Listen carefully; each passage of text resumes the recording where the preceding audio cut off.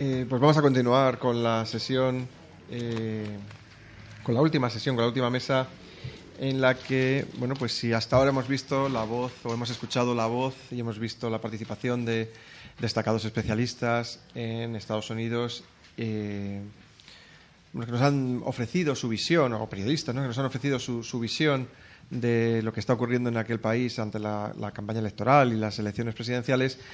A continuación lo que vamos a tener es una mesa en la que, bueno, pues ahí va a haber dos colaboradores de cada uno de los partidos. Bueno, hay 4 partidos en liza, ¿no?, 4 candidatos en liza en esta carrera presidencial, pero lógicamente, siendo el bipartidismo, Estados Unidos es un claro ejemplo de lo que se considera un sistema político bipartidista, pues los dos únicos candidatos que realmente tienen posibilidades de alcanzar la Casa Blanca son el Partido Demócrata y el Partido Republicano, y contamos, gracias a la Embajada de Estados Unidos, Christopher, muchísimas gracias por habernos dado la posibilidad de contar con 2 representantes de estos partidos en la sesión que cierra estas jornadas.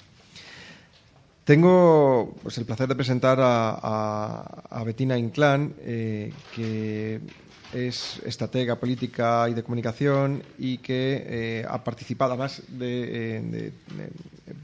es primera vicepresidenta de la empresa Mercury, y que, bueno, pues ha colaborado con el Partido Republicano, y por lo que estoy leyendo, pues tiene una larga relación con este partido. Hemos tenido la oportunidad de debatir un poco antes sobre estas elecciones, y yo creo que puede haber un debate muy intenso y muy interesante con las opiniones que nos pueda dar Bettina.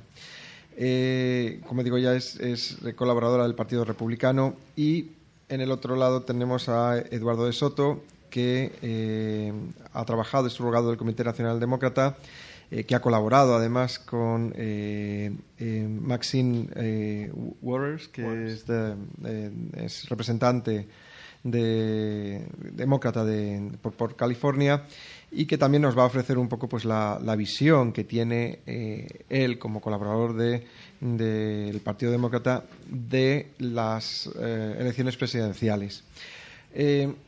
Yo lo que he hecho es elaborar unas preguntas, muchas además. Yo creo que no nos va a dar tiempo a ver todas, porque además me gustaría, aparte de que hemos empezado un poco tarde, pues también escuchar, ¿no?, sus preguntas, ¿no?, la opinión del público. Pero la idea era básicamente esta, ¿no? Si hasta ahora hemos escuchado a los expertos, vamos ahora a ver realmente a los colaboradores de ambos partidos. ¿Cuál es la opinión sobre ciertos temas que ambos colaboradores tienen? Y voy a empezar por Bettina, y le voy a hacer una pregunta muy directa. ¿Por qué Donald Trump debe ser presidente de Estados Unidos? Muy buena pregunta. Yo he trabajado en el Partido Republicano para casi 13, 14 años, con 3 candidatos presidenciales republicanos y varios otros gobernadores, congresistas. Y esto es una campaña, una elección bastante diferente que hemos visto en el pasado. Creo que estábamos en Barcelona antes que llegamos aquí a Madrid, y mucho lo que me preguntan es el fenómeno Donald Trump, porque estaba escuchando a unas personas antes. No es un republicano tradicional, y tengo muchas amistades que son parte del Never Trump Movement, que es un movimiento que piensa que no bastante es republicano, pero creo que hay muchos republicanos, y vemos en la encuesta, y también demócratas independientes, que están apoyando a Donald Trump por varias razones. Una es que en este momento hay un sentimiento contra Washington bastante fuerte en los Estados Unidos, y están cansados de políticos de carrera que sigan haciendo promesas al pueblo y no la cumplen.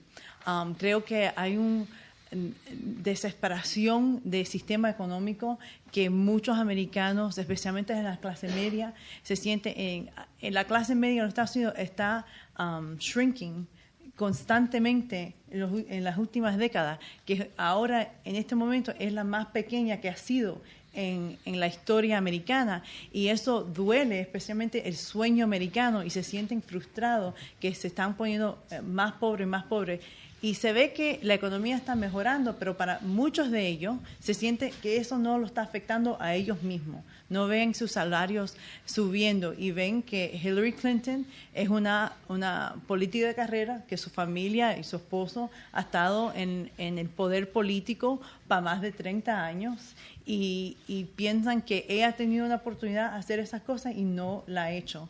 Y miren a Donald Trump, un magnate que ha tenido mucho success, en el mundo de negocios, que ha creado empleos por todo el mundo y es algo bastante diferente. Me han dicho que Mitt Romney tenía este perfil, pero Mitt Romney era gobernador, estaba vestido estaba en la política. Este señor nunca ha estado en la política y le gusta este cambio. A la misma vez, creo que también muchas personas que están votando por Donald Trump es un voto directamente contra Hillary Clinton.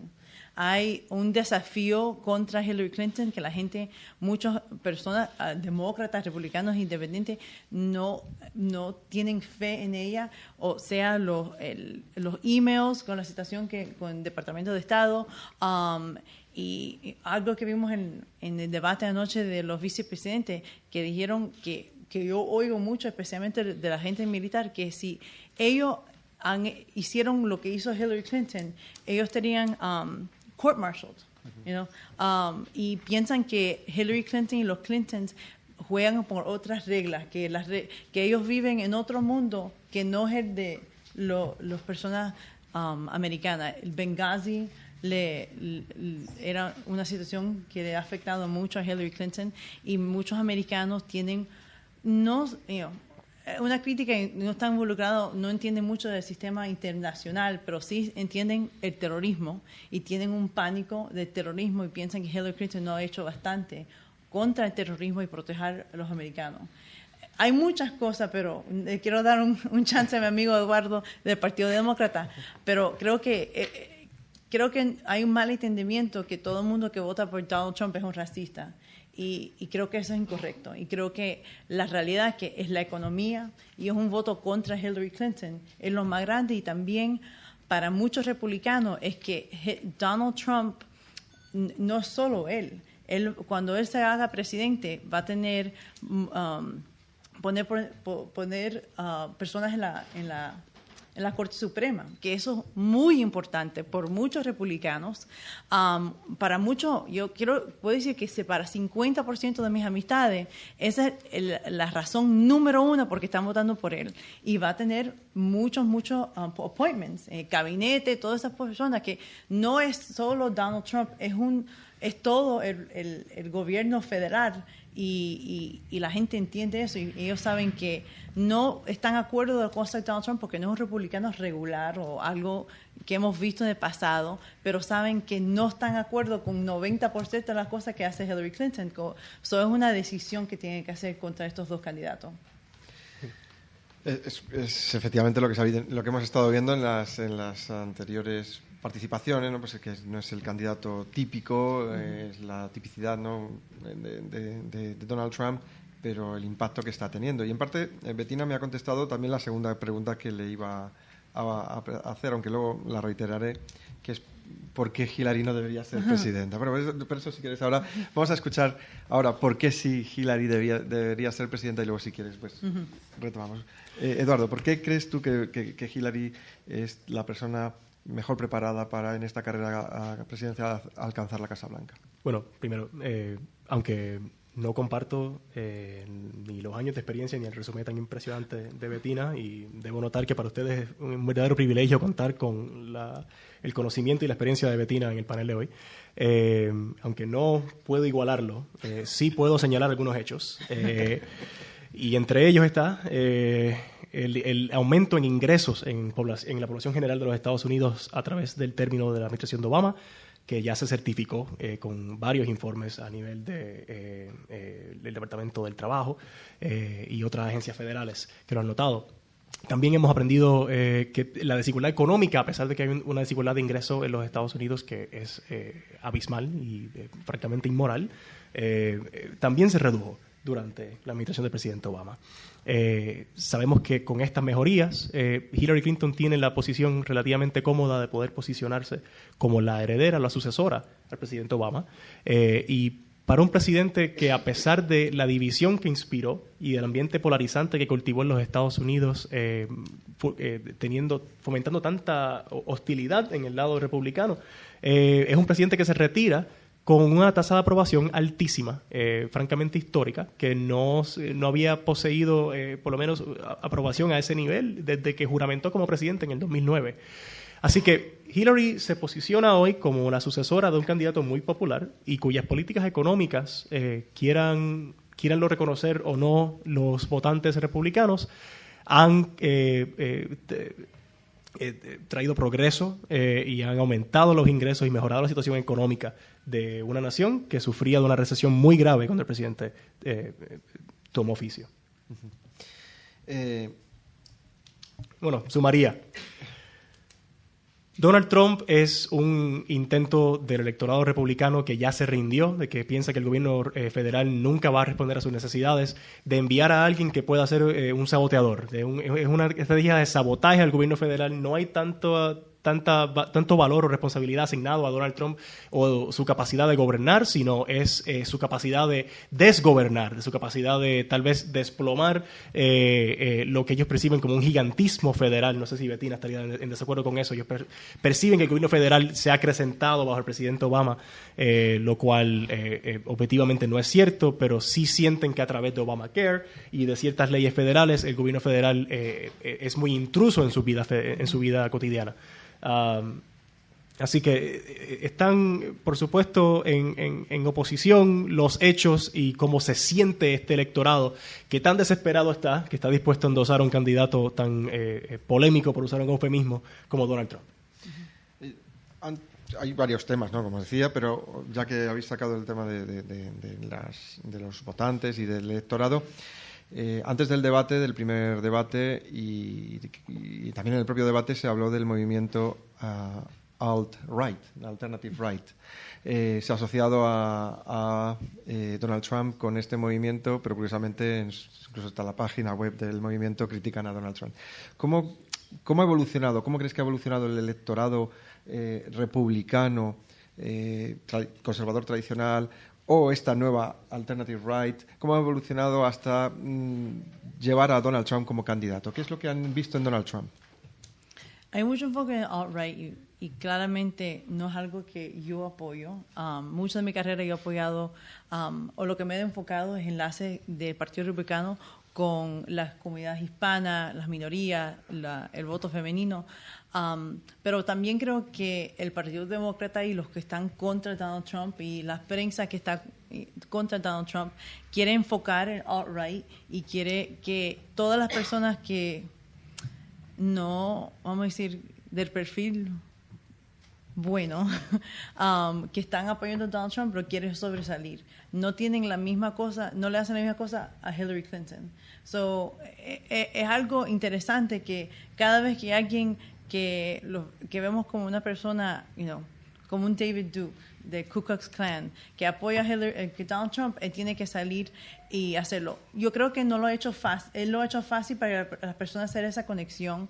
Algunos dicen porque no tiene la experiencia política, él no sabe hacer esas cosas, pero claramente yo soy una de las personas que ha dicho que tenía que ser más firme contra ellos, y no hacer, I don't know what the Ku Klux Klan is, like, qué idiota no sabe quién es el Ku Klux Klan.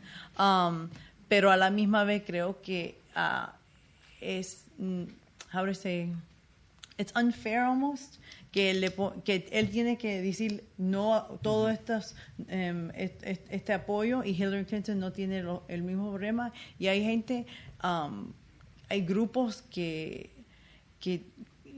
unsavory groups del Partido Demócrata o independiente que apoyan a Hillary Clinton, que ella no tiene que hacer separación con ellos a la misma vez que Donald Trump lo tiene que hacer.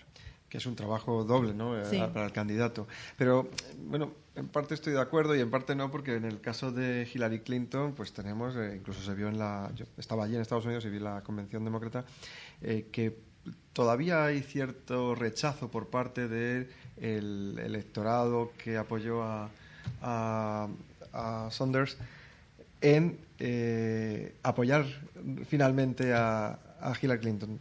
Eduardo, ¿cómo ves tú? ¿Tú crees que esto puede llegar a ocurrir? Porque es fundamental para conseguir la presidencia, por ejemplo, alcanzar un tanto por ciento del voto del latino, que parece que sí, que si queréis luego lo podemos comentar, porque que Hillary, hoy venía en político, que Hillary sí tiene ese apoyo, pero también es necesario movilizar a la gente joven, como hizo, por ejemplo, en su día el presidente Obama. Y creo que hay mucho sensacionalismo respecto a el efecto Sanders, quien creo que sí conmovió a muchos de los jóvenes, particularmente en comunidades hispanas, latinas y afroamericanas. Pero creo que ese mismo apoyo también se ha manifestado en la campaña de Hillary Clinton, y no necesariamente porque Sanders endosó o porque ha dado vuelta al circuito, apoyándola en universidades y en espacios donde le pueden hablar a esos electores. Hillary Clinton, recordemos, le ganó a Sanders precisamente porque contaba con el apoyo de la coalición de Obama. No es como si los electores de Sanders eran muy diversos. Los votantes de Sanders, salvo en algunos pocos estados, eran los electores anglosajones. Era la campaña de Clinton la que empezó su campaña hablando de reforma criminal, hablando de tensiones raciales, hablando de asuntos que le eran importantes a las comunidades raciales minoritarias y que le eran importantes a esos electores que le dieron la victoria al presidente Obama en el 2008 y en el 2012. Sanders ahora está asumiendo responsabilidad por la responsabilidad de darle la victoria al Partido Demócrata, porque él entiende que la campaña de Hillary Clinton refleja mucho mejor su agenda política que, por supuesto, la campaña de Donald Trump, y él ha hecho su gol primario, el evitar que Donald Trump juramente como presidente. Veremos en la campaña de Hillary Clinton tácticas interesantes ahora en la última jornada de la elección, a ver cómo pueden comunicarse con estos electores, particularmente los votantes jóvenes. Y de la campaña de Hillary Clinton recientemente vimos que hay una estrategia que está en desarrollo y pronto se implementará para comunicarse con lo que llaman los billennials, que son los millennials que son bilingües. Y con esa comunidad que francamente no se manifestó de manera muy visible o tangible con la campaña de Sanders, Hillary Clinton puede marcar la diferencia en estados como Florida, donde hay una creciente comunidad puertorriqueña que es bilingüe y una comunidad de toda América Latina, francamente, pero principalmente del Caribe, que también es bilingüe. Así que Bernie Sanders... he notado que acá en Europa se le percibe a Bernie Sanders como algún tipo de izquierdista excepcional, cuando francamente me parece que su agenda política no era muy distinta a la de Hillary y que se trataba más de un rechazo a la dinastía política de los Clinton que de realmente apoyar una agenda como la de Sanders, que él mismo reconocía no se iba a poder llevar a cabo o implementar sin una revolución, él decía, sin un cambio radical en el Congreso. Y francamente eso es cierto para cualquier agenda política. En los Estados Unidos necesitas apoyo en el Congreso. Hillary presenta una oportunidad para trabajar con el Congreso, para trabajar con las agencias y lograr cambio, mientras que Donald Trump es una estrategia de sabotaje para evitar que se logre lo que sea en Washington. No sé si Bettina quiere añadir a eso de la idea de sabotaje que ha repetido Eduardo ya en 2 ocasiones. Sí. A un parte entiendo, y hemos hablado de esto, que si el voto para Donald Trump es un voto contra Washington, D.C. No creo que es sabotaje, pero sí es un voto contra Washington, D.C. Y creo que no importa que estas elecciones, la realidad es que los republicanos van a seguir control de la House of Representatives y que Paul Ryan y Donald Trump tienen una buena relación y van a seguir teniendo una buena relación.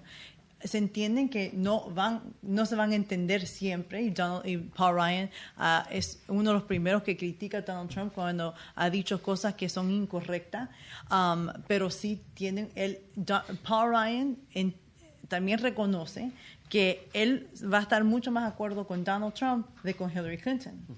Y también las últimas encuestas hemos visto que creemos que el Senado también se va a quedar en las manos de los republicanos.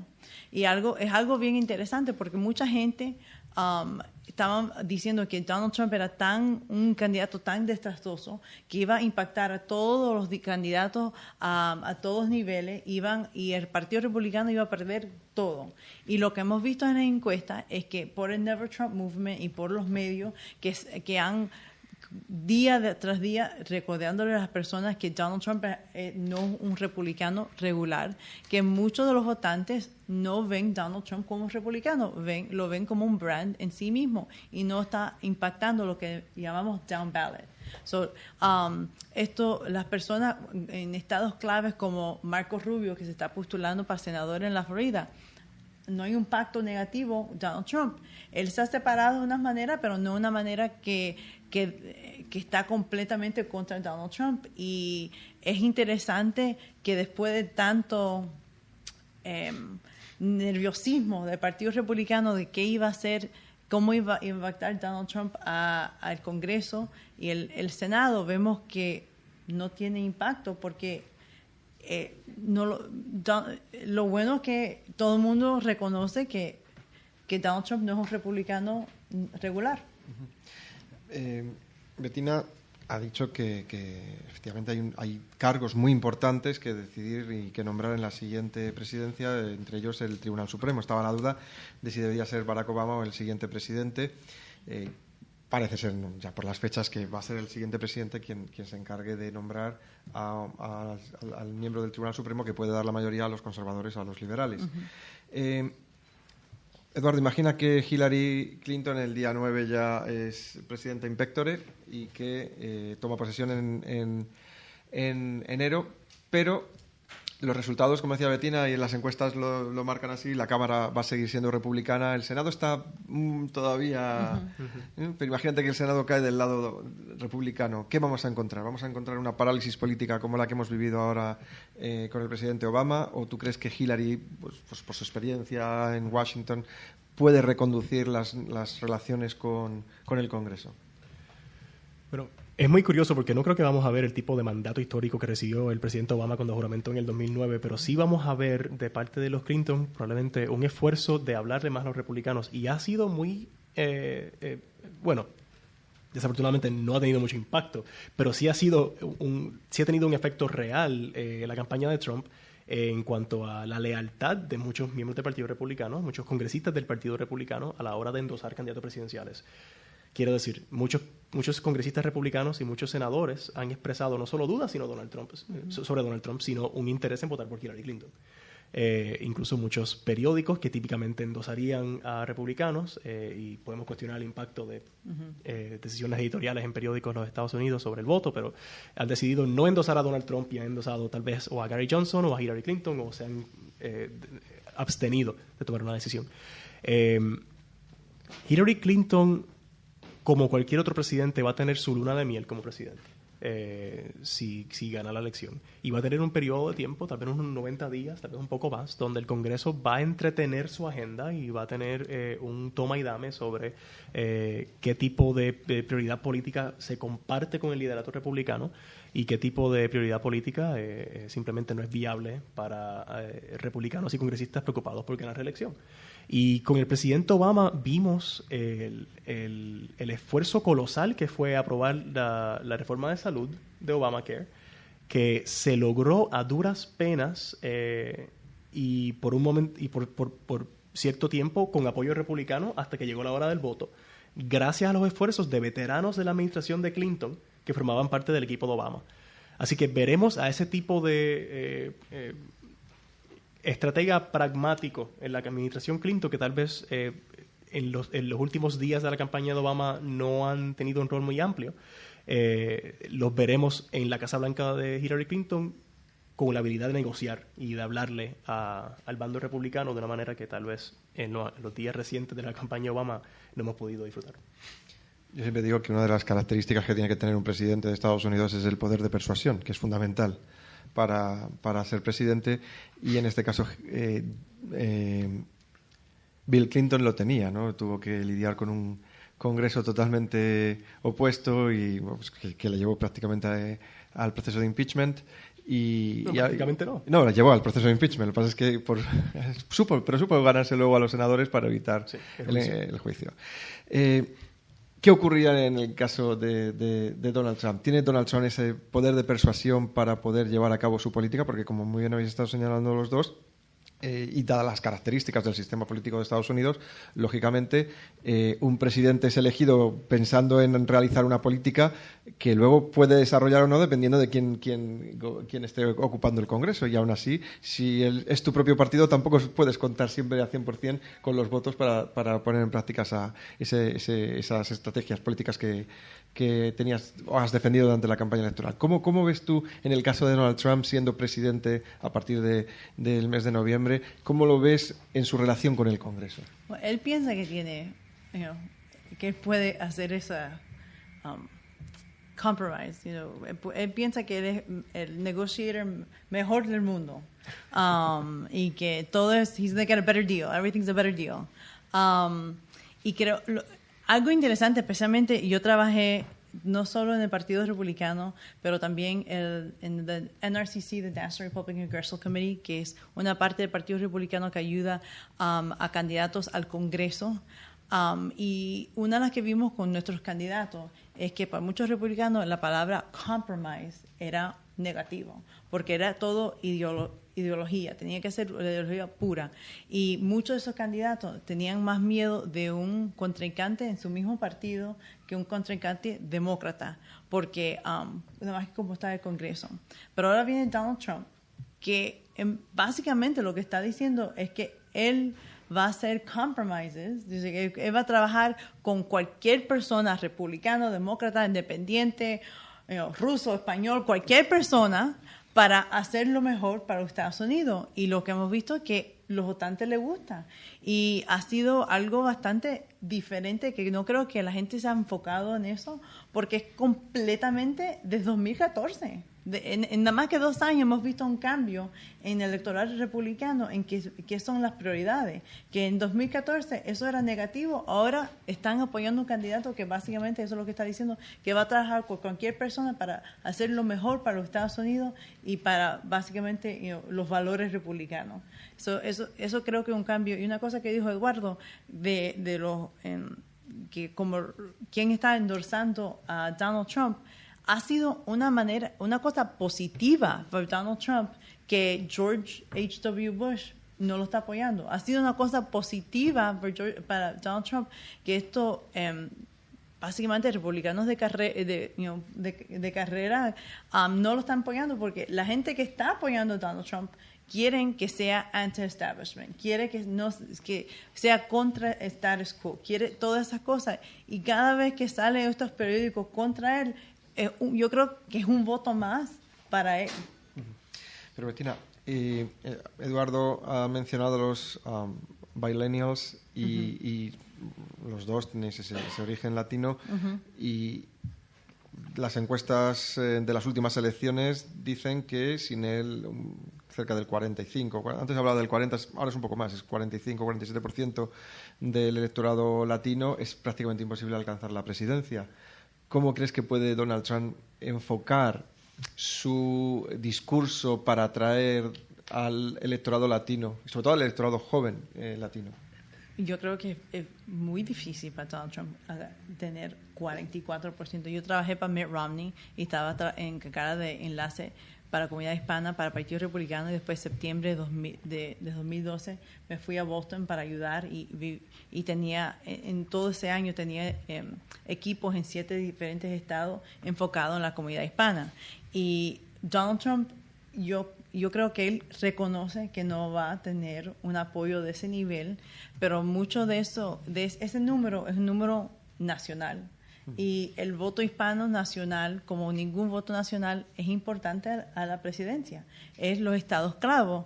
Estamos mirando estados como la Florida, Nevada, hasta Carolina del Norte y otros, Colorado, que el voto hispano va a ser clave, y eso ya se ha enfocado muchos recursos. Eso porque Donald Trump está en la Florida o Mike Pence toda semana y se está en mucho tiempo en Miami y en Orlando hablando con estas comunidades hispanas. A Miami, yo soy cubana americana y mexicana, tengo de los dos lados, y y él constantemente hablándose con esa comunidad. El Partido Republicano sí ha perdido apoyo desde George W. Bush, especialmente en la Florida, pero hay oportunidades. Yo trabajé con Rick Scott, que es el gobernador, y nosotros ganamos 2 veces la mayoría del voto hispano, porque se hizo esos enlaces a la comunidad.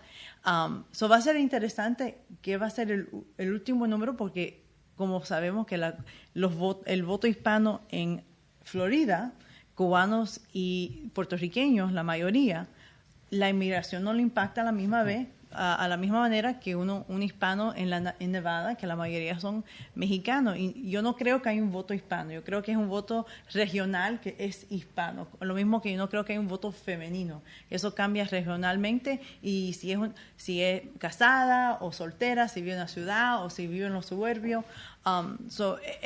Creo que es vamos a decir, un myth que hablan, o una cosa que la gente en la televisión le gusta hablar del voto hispano, pero creo que cuando están hablando de eso, de verdad no conocen cómo ganar el voto hispano. El de las minorías es quizás el punto débil de la campaña electoral de Donald Trump. En el caso de la campaña electoral de Hillary Clinton, y no sé si tuvisteis la oportunidad de ver el sketch que hicieron en el Saturday Night Live. Es buenísimo. Hemos oído que está buenísimo, es buenísimo, pero no lo hemos visto. Tenéis que verlo porque es una delicia, ¿no? Nuestros handlers diplomáticos no nos han dado tiempo suficiente para disfrutar del episodio de Saturday Night Live. Invito a todos a que lo vean, es divertidísimo, es una forma de criticar, ¿no? Tanto a un candidato como a otro, pero bueno, al final pues es una forma sana, ¿no?, de ver claro, a estos candidatos. Y hay un momento en el que Hillary Clinton llega a decir, bueno, ya sé que no os gusto mi voz, que no os gusta mi presencia, pero os prometo que si me votáis me encierro en la Casa Blanca durante 4 años y no me vais a volver. Y si no me votáis, voy a seguir presentándome hasta que el día que muera, y no voy a morir. Entonces, ¿cómo crees que puede Hillary Clinton atraer a ese voto? En el caso de Donald Trump es el voto desencantado. ¿Cómo puede atraer Hillary Clinton al voto necesario para poder alcanzar la Casa Blanca? ¿Qué es lo que ella tiene que hacer? Bueno, sentemos la pauta primero de que un republicano genérico le estaría ganando cómodamente a Hillary Clinton. Hillary Clinton no tiene la favorabilidad ni tiene la fortaleza con la coalición de Obama, o tal vez no la tendría si un republicano genérico fuera la alternativa. No habría tanto entusiasmo para votar por Hillary Clinton porque no habría entusiasmo para evitar una presidencia de Trump. No obstante, como Trump es el candidato, y Bettina ha notado en el pasado, en algunos de estos paneles que hemos participado, que Trump y Hillary son los únicos 2 candidatos de ambos partidos que se pudieron haber derrotado mutuamente. Que si un candidato distinto saliera del Partido Demócrata, Trump no tuviera oportunidad alguna de ser presidente, y si un candidato distinto del Partido Republicano habría salido del proceso primarista, Hillary Clinton no tendría esperanza alguna de ser presidenta. Uh-huh. Así que resultó que salieron los 2 candidatos que mutuamente se podían destruir. Uh-huh. Y con ese ambiente hay fuerzas más grandes que la candidatura de Clinton en juego. Y un dato muy curioso que el New York Times cubrió muy temprano este año fue que hay muchos residentes permanentes en los Estados Unidos que contaban con estatus legal, pero que son inmigrantes, y que con la campaña de Trump se motivaron a dedicar los recursos y el tiempo necesario que nuestro sistema migratorio es increíblemente complicado y costoso naturalizarse, pero estos individuos en tasas nunca antes vistas se están naturalizando para poder votar contra Donald Trump, y esto fue antes de que se formalizara la candidatura de Hillary Clinton. Uh-huh. Así que, como dije, si no existiera Donald Trump, si fuera un republicano genérico, no tendríamos ese tipo de energía, ese tipo de fuerza, y la campaña de Hillary Clinton ciertamente no inspira ese tipo de energía como lo inspiró el presidente Obama. Uh-huh. Pero como tenemos a Trump, hay factores mucho más allá de la campaña de Clinton y lo que ellos puedan controlar que sí le ayudan, le dan viento en popa para ganar la elección. Ahora me gustaría preguntaros sobre la debilidad del rival. Es decir, ¿qué debilidad veis en Hillary Clinton o en Donald Trump a la hora de enfrentarse en esta campaña electoral? ¿Cuáles son los puntos débiles del candidato rival? Una cosa... Mira, si quieres hablar de Hillary y yo de Trump, como hemos hecho en el pasado, eso me parece muy divertido. Sure, but I think you might miss some of the Hillary stuff. But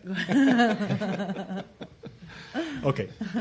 no, dale. Mira, y voy a ser lo más agresivo posible. Ok. Con Hillary las vulnerabilidades son que a través de 30 años se le ha dado la oportunidad al electorado para formar una opinión sobre ella. Hay una opinión muy fija, una opinión que es estática, es muy difícil de influir y de cambiar ya a estas alturas. Da la impresión que la carrera política de Hillary Clinton está plagada por escándalos, está plagada por crisis tras crisis. La hemos visto sufrir una derrota con Barack Obama cuando se le trataba como la presunta nominada del Partido Demócrata, y también hay cuestiones que son más de ética, pero que los republicanos las tratan como asuntos de ilegalidad. Y se trata tal vez de su servidor privado, se trata tal vez de la falta de estrategia, porque hubo, y esto como un observador de la política foránea novato, me parece que es muy preciso. Hubo táctica, pero no estrategia con Libia.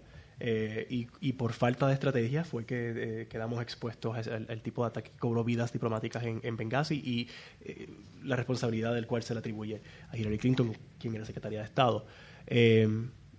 Ese es el tipo de vulnerabilidad que logra exacerbar una falta de transparencia que se percibe ya con lo que es la vida de los Clinton, una percepción de que no se les puede confiar y de que no podemos confiar en que gobernará de la manera en la que he hecho campaña, a pesar de que de la otra parte hay republicanos apoyando a Donald Trump que están rogando que no gobierne como ha hecho campaña.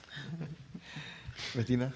Creo que claramente Donald Trump tiene muchos problemas que tiene que enfrentar en su campaña. Lo más grande es que, y lo más interesante que es las cosas que ha dicho menos que las cosas que ha hecho, porque su carrera se ha enfocado no en la política, pero más en los negocios. Y eso, lo que ha dicho desde el primer día que se hizo candidato, para muchas personas son inaceptables. Lo que ha dicho de la comunidad mexicana, las mujeres, hasta las personas con discapacidades, que a muchas personas no les gusta porque no tiene, no es lo que se imaginan de un presidente americano, que debe ser algo positivo. Y eso es uno de los problemas más grandes. También hay problemas que no siempre es transparente, como vemos con los taxes, y eso ha tenido muchos problemas que están nerviosos porque está escondiendo eso. Pero más que todo, son las cosas que dice Donald Trump.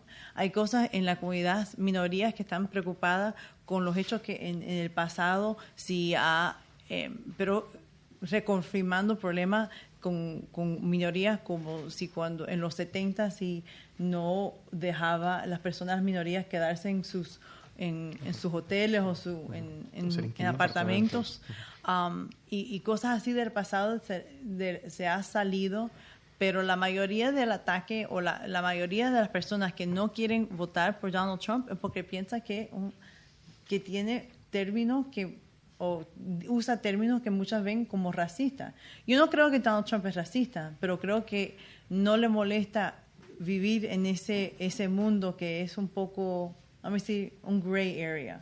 Y que creo que es un problema para muchos americanos que no quieren ese tipo de visión.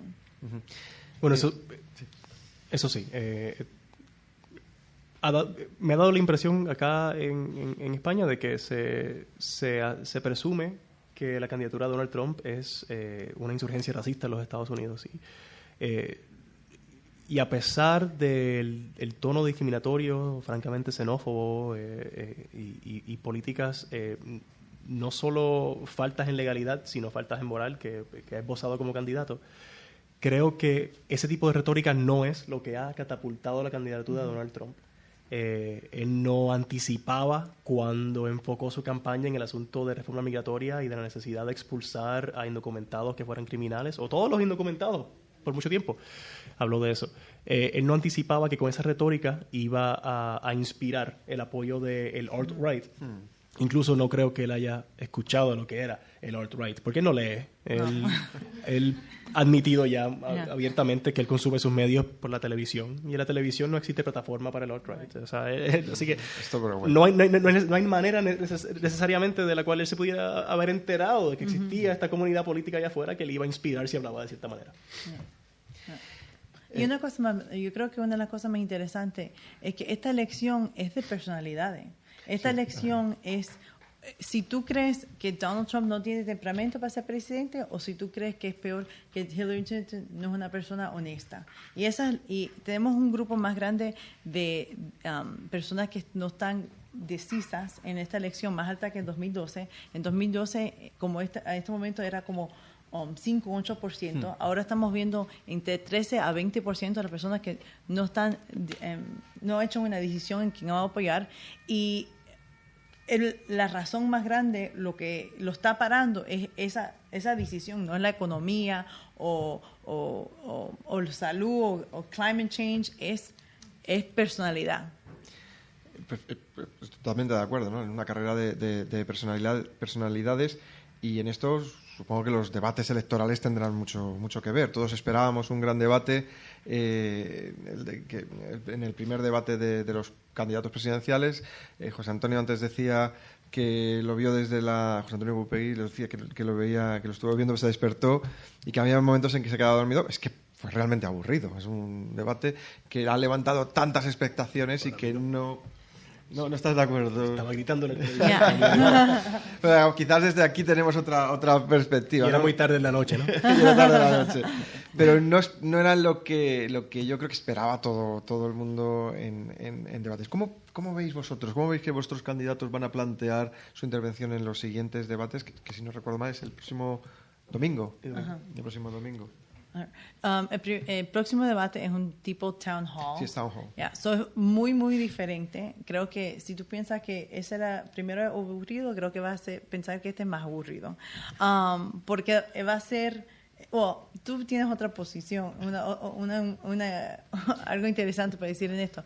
Pero básicamente Hillary Clinton ha hecho tipo de town hall millones de veces. Lo ha hecho desde que se postuló para senadora, y hasta lo hace constantemente ahora, postulada para presidente para la segunda vez. Donald Trump nunca ha hecho este tipo de plataforma. Él no tiene problema recibir preguntas de la prensa, pero nunca ha recibido. Si ustedes conocen el tipo de town hall, votantes preguntan lo que ellos quieran preguntar. No hay no se le hace preguntas. No está cerrado. No está cerrado.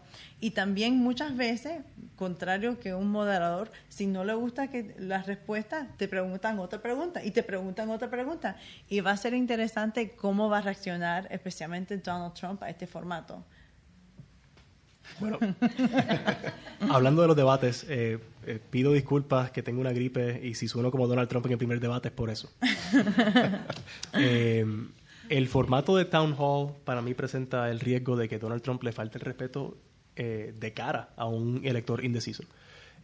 Porque seguramente con lo insulado que está con su apoyo, eso es algo que inspiraría a su base electoral, los animaría y no le haría mucho daño. Si hay una persona en la audiencia, digamos, es que se puede ser mujer, musulmán, afroamericano, inmigrante, y todos estarían ofendidos, pero si hay por casualidad tal vez en la audiencia una persona obesa y le cuestiona al candidato Trump